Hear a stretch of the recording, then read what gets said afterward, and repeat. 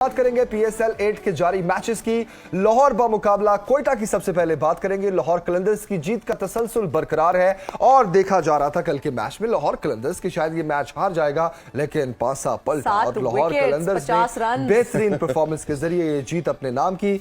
इसी पर बात करते हैं senior analyst and sports anchor Irfan Zaheer साहब हमारे साथ मौजूद हैं। इरफान साहब कैसे हैं? अल्हम्दुलिल्लाह जी। कैसे इरफान साहब वैसे तो परफॉर्मेंस लाहौर की, लेकिन इरफान साहब अब मुझे रिग्रेट हो रहा है थोड़ा सा, जाके मैच देखना चाहिए था। बहुत अच्छी जो है ना मेरे पास अपॉर्चुनिटी थी, जमील के पास भी थी और कल का मैच मिस कर दिया। कल का तो जो है ना सही जो है ना सस्पेंस वाला असल में जब मैच शुरू हुआ और जिस तरह विकेट्स गिरना शुरू हुई लाहौर कलंदर की, तो लाहौर ये काफी अपसेट नजर आए। बट जैम पैक स्टेडियम था, पूरा फुल हाउस था और ये लाहौर कलंदर के मैचों की खूबसूरती है। और जब लाहौर में होते हैं तो जितना स्टेडियम के अंदर लोग होते हैं उतने ही बाहर होते हैं।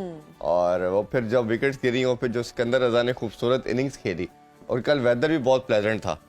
उस वेदर को लाहौर की परफॉर्मेंस ने उसको चार चांद लगा दिए। लोगों ने भी एंजॉय किया। इरफान साहब आपने कितना एंजॉय किया स्टेडियम में बैठ के लाइव, साथ साथ क्या लोगों को फोन करके तज्जिया दे रहे थे कि ये हो सकता है इस बॉल पे? हमारा तो वो अगेन प्रोफेशन है और हम तो खैर साथ वो सारा कुछ कवर करना हमारी मजबूरी भी है। हाँ जी। और पैशन अपनी जगह और प्रोफेशन अपनी जगह, तो वो साथ साथ दोनों चीजें चलती हैं। खैर जो आप चाह रही हैं ना कि अब दोबारा भी ये जाने की ऑफर है, वो नहीं आएगी क्योंकि आपने मिस कर दिया।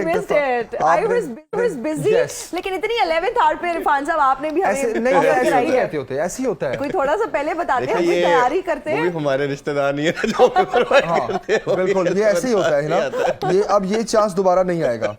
I'm upset about it. और लाहौर के पास जितने भी जीत के चांसेस आ रहे हैं, क्या वो तमाम चांसेस लाहौर कलंदर्स कैश करवाने जा रहा है इरफान ज़हीर साहब? बिल्कुल। ये जैसे लाहौर ने हैट्रिक की, 3 कंसेक्टिव मैच जीते अपने लाहौर के अंदर और लास्ट टाइम के फाते भी लाहौर की स्टेडियम में बने, तो मेरा ख्याल है बहुत बड़ी एक गोल्डन अपॉर्चुनिटी है लाहौर के लिए कि वो इसको कैश करें। और इसी तरह जो मोमेंटम खास तौर पे मिल चुका है और अब ये देखें कि जिस पोजीशन पे वो आ चुके थे, ऑलमोस्ट 57 आउट हो चुके थे और उसके बाद उन्होंने सिकंदर रजा की इनिंग और राशिद खान ने साथ थोड़ा सा उनको सपोर्ट किया, वो मेरा ख्याल है उससे कवर अप करना और एक फाइटिंग टोटल दिया। बट थोड़ा सा एक्स्ट्राऑर्डिनरी किस्म का डिसअपॉइंटिंग कोयटा के पॉइंट ऑफ व्यू से भी है।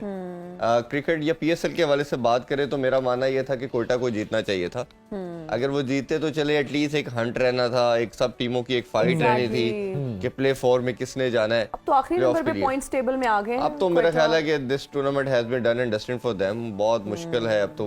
अभी भी यही बात हम सुबह कर रहे थे कि क्या कोई चांस, इरफान साहब हम तो पॉसिबिलिटी की बात करते हैं, अभी है सही है। Chance for them, yes they have 4 remaining matches और शायद कुछ बन जाए, बट बहुत मुश्किल लग रहा है कि अब वो जिस इतने आसान पोजीशन से अगर वो नहीं जीत पाए तो फिर मेरा ख्याल है आगे तो और मुश्किल होगा। But you never know in cricket, Pakistani team भी गिरते संभलते कहीं ना कहीं पहुंच जाती है, तो शायद कोयटा भी बन जाए। इरफान साहब सिकंदर रजा की परफॉर्मेंस के बारे में क्या कहेंगे? 34 बॉल्स पर उन्होंने 71 रन्स बनाए और मैन ऑफ द मैच भी उनको करार दिया गया। आप क्या कहेंगे? देखिए वो हर मैच में चिप ऑन तक कर रहे थे और कुछ अपना जो रोल है वो प्ले कर रहे थे, बट कल उनके ऊपर ज्यादा रिस्पॉन्सिबिलिटी आई और एज ए सीनियर प्रो उन्होंने ऑनर्स पूरा अपने ऊपर लिया।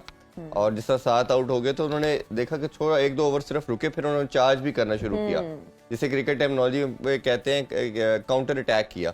जब काउंटर अटैक किया तो उन्होंने बैकफुट पे कर दिया कोयटा ग्लैडिएटर को और हमने देखा कि फिर उसके साथ राशिद खान ने भी थोड़ा सपोर्ट किया और बहुत अच्छा एक रीजनेबल टोटल लगा दिया बोर्ड पे। और जो फिर लाहौर के अंदर की जिस तरह की बॉलिंग लाइनअप है और खासतौर पे जब जेसन रॉय भी छोड़ के चले गए थे, वो अपनी नेशनल ड्यूटी के लिए बांग्लादेश जा चुके हैं, इंग्लैंड की टीम का पार्ट है, उसके बाद काफी वीक बैटिंग लाइनअप नजर आ रही थी। फिर 1-2 प्लेयर का रन आउट होना ये काफी मायूस। लेकिन इरफान साहब अगर लाहौर कलंदर्स की भी बात करें तो 50 रन्स पे 7 विकेट्स का गिरना, सबको ये लगना शुरू हो गया था कि भाई अब तो जो है ना और फिर गिर के संभलना। मैं वही कह रहा हूँ कि जब आप इस पोजीशन पे नहीं जीत पाए कोयटा के पार्ट पे अगर देखें तो ये बहुत आपकी डिमोरलाइजिंग हो जाएगी चीज। और अगर लाहौर के लिए ये बहुत एक एक्स्ट्राऑर्डिनरी चीज बन चुकी है, आपका जो मोराल है वो बहुत हाई हो जाता है जब आप ऐसी सिचुएशन से आके भी अगर जीत जाते हैं तो फिर आपकी एज ए टीम आपका सब अपलिफ्ट कर लेते हो अपने आप को। तो मेरा ख्याल है लाहौर इस टाइम बड़ा हाई मोराल पे होगी, कॉन्फिडेंस बहुत उनका हाई होगा और ये उनके रिमेनिंग मैचेस के लिए भी आपको कहीं ना कहीं ये नजर आएगा कि अब वो जो इस पोजीशन पे अगर जीत गए तो वो हर पोजीशन में जीत सकते हैं। बिल्कुल सही। अच्छा, Islamabad United versus Karachi Kings आज का मैच है, वो किस तरह किसका पलड़ा भारी है? देखिए ऑन पेपर तो ओबियसली इस्लामाबाद यूनाइटेड ने बड़ा अच्छा शानदार खेल रहे हैं और सारे के सारे उनके बड़े ज़बरदस्त किस्म के पावर हिटर हैं। थोड़ा सा मुझे कहीं ना लगता है कि जब से रोमान रईस एक दो मैचेस में नहीं खेले तो उनकी बॉलिंग लाइनअप थोड़ी वीक नज़र आई है। अगर वो आज फिट हैं तो दोबारा टीम का पार्ट होते तो मेरा ख्याल है कि ये उनकी बॉलिंग भी स्टेबल हो जाएगी। बट कहीं ना कहीं उनकी टीम के अंदर एक ऐसा प्लेयर ज़रूर होना चाहिए। रली डुसॉन जो है वो ऑलरेडी है, बट कहीं ना कहीं लगता है कि सारे अटैक की तरफ जाते हैं, और अगर उसमें कहीं भी वो फंस गए, अगर सारे आउट होना शुरू हो गए, जैसे लाहौर के खिलाफ वो लास्ट मैच में हुए हैं तो 90 पे सारी टीम आउट होगी, ऑल आउट होगी, तो वो कहीं ना कहीं आपको लगता है कि एक ऐसा प्लेयर जरूर होना चाहिए जो स्टेबिलिटी प्रोवाइड करे, इनिंग्स को बिल्ड करे और लेके चले। बट ऑन पेपर जिस तरह आपने पूछा तो वो रिकॉर्ड भी जो प्रीवियस है वो यही बताता है इस्लामाबाद यूनाइटेड स्ट्रॉन्ग, और इस PSL में भी वो अच्छा खेल रहे हैं। But you never know with the Karachi, अभी उन्होंने बड़े अच्छे मैचेस भी खेले हैं, 3-4 मैचेस तो बहुत क्लोज हारे हैं, आल्दो के लास्ट गेम अच्छी नहीं खेली। मेरा मानना यह है कि जब से उनका विंस गया, विंस का भी बहुत बड़ा उनका इफेक्ट आया। विंस भी रॉय की तरह नेशनल ड्यूटी के लिए वो बांग्लादेश टीम को ज्वाइन कर चुके हैं। मेरा मानना है शर्जील को जरूर चांस देना चाहिए। शर्जील, फखर, ये ऐसे प्लेयर हैं अगर ये ऑन द गिवन डे चल जाते हैं तो सिंगल हैंडली गेम को वे ले जाते हैं, बट उनको 2 मैचेस के बाद बाहर बिठा दिया गया। बट अब जब से विंस नहीं है तो मेरा ख्याल है उनको ज़रूर होना चाहिए और उनके साथ पूरा सपोर्ट करना चाहिए टीम को, क्योंकि ऐसा प्लेयर को आप बाहर बिठा नहीं सकते। बिल्कुल, बिल्कुल। और वो अगर चल जाए तो वो आपके लिए सिंगल हैंडली एक वन साइडेड मैच कर देते हैं। बिल्कुल सही, आपने बिल्कुल सही कहा। और अभी एक नज़र हम पॉइंट्स टेबल पर डालते हैं कि जनाब पॉइंट्स टेबल हमें क्या बताता है, क्योंकि पॉइंट्स टेबल पर कलंदर सरे फहरिस्त है और लाहौर कलंदर्स के बाद दूसरे नंबर पर है मुल्तान सुल्तान्स, तीसरे नंबर पर इस्लामाबाद यूनाइटेड, चौथे पे पेशावर ज़ल्मी, पांचवें पे कराची किंग्स और छठे पे कोयटा ग्लेडिएटर्स। लाहौर कलंदर्स सरे फहरिस्त है जनाब, 6 मैच खेले, 5 जीते 1 हारे हैं, और मुल्तान सुल्तान्स जो दूसरे नंबर पर हैं वो 6 मैच जो उन्होंने खेले उनमें से 4 मैच उन्होंने जीते और 2 हारे हैं। तो इस पॉइंट्स टेबल को देखते हुए इरफान साहब आपको क्या लगता है कौन कौन सी टीम्स एलिमिनेट होने जा रही? देखिए 3 टीम जो टॉप पे नजर आ रही हैं ये तो अभी तक लग रहा है क्लियर कि ये थ्रू कर जाएंगी। इस्लामाबाद भी अच्छी क्रिकेट खेल रही है, but you never know in cricket, but अभी as far the stats is concern ऐसे ही लग रहा है कि ये तीनों टीम कर देंगे।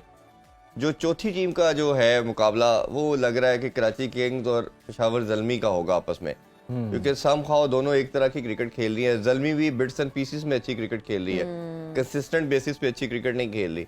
कराची किंग्स थोड़ा अनफॉर्चुनेट भी रहे, अनलकी भी रहे। आज का मैच उनके लिए बहुत क्रूशल है। अगर उन्होंने इस टूर्नामेंट में लाइव रहना है और आगे वो जाने के लिए हंट में रहना चाहते हैं तो आज का मैच उनको हर हाल में जीतना पड़ेगा। अगर नहीं रहते तो ओबियसली फिर उनका 4 पॉइंट पे खड़े हैं, बाकी टीम्स आगे विक्ट्रीज भी ले लेंगी, मैचेस भी इनके 8 हो चुके होंगे।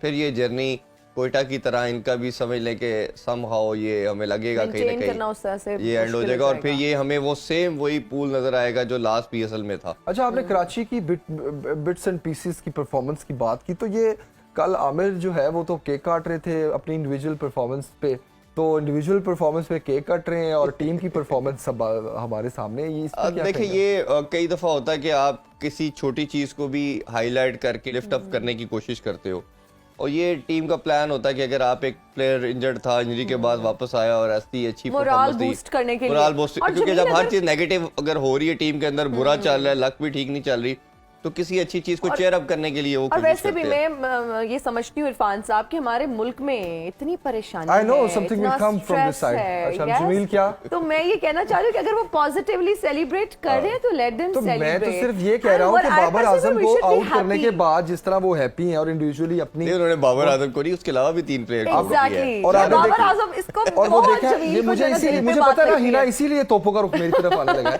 वो आपने वो मीम देखी है बाबर आजम क्यों मोबाइल करके दिखा रहे हैं और कह रहे हैं कि दिखाना जरा परफॉर्मेंस उसकी आमिर की जो उसने मुझे आउट किया था, किधर है किधर है वो? I would say कि सेलिब्रेट करना तो देखिए सबका अब हक है ना। इसी तरह देखा जाए तो शाहीन ने भी बाबर को आउट किया था, उस पर बात नहीं हुई, आमिर ने आउट कर दिया तो बहुत वो एक राइवलरी, और हम लोगों का ना एक माइंडसेट है, हम लोग जरा क्रिटिसाइज करने को ज्यादा पसंद करते हैं। फिर जो सो आपकी बात नहीं करी, नो ऑफेंस, लेकिन सोशल मीडिया पे जो लोग ग्रुपिंग, एक ग्रुप की तरफ हो गया जी, बाबर आजम एक आमिर के ग्रुप में चले गया, फिर वो आपस में जो जंग शुरू हो जाती है, लफ्जी जंग की मैं बात कर रही हूँ, I think we should avoid that, because हमारे मुल्क में ऑलरेडी बहुत परेशानी है। शाहीन, देखिए मेरी बात सुनिए, शाहीन और जो उसकी बात कर रहे हैं आमिर की, तो शाहीन तो उसको टेल एंडर नहीं समझते ना, बाबर को जी। ठीक है, तो वो जिसने समझा नहीं, लेकिन उसने कहने का मकसद डिफरेंट था, शायद वो एक्सप्लेन नहीं कर पाए। उन्होंने कहा कि उन्होंने एंकर ने क्वेश्चन किया था क्या आप उनको आउट करना चाहेंगे, उसने कहा मेरे लिए हर विकेट इंपॉर्टेंट है, चाहे